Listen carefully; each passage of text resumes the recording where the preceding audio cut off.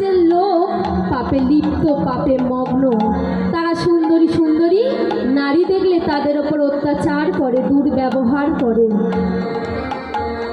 রাজা মনে মনে চিন্তা করছে, গভীরভাবে চিন্তা করছে, আমি তো রাজা, আমারও যে রাজা আছে, রাজারও যে রাজা আছে, সে কে?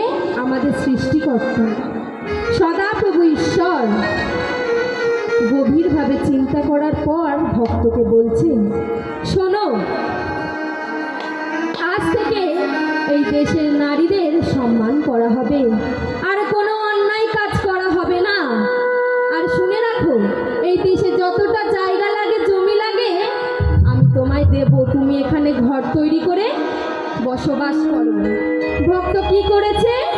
সেখানে তার স্ত্রীকে নিয়ে সুন্দর ঘর বাড়ি তৈরি করেছে, সুখে শান্তিতে বাস করছে। সত্যি কি তার জীবনে সুখ শান্তি ছিল?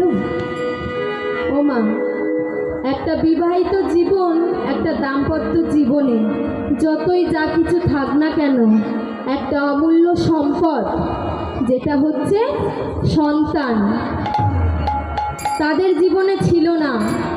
সে পুত্র হোক আর কন্যা হোক, কোনো সন্তানই তাদের জীবনে ছিল না।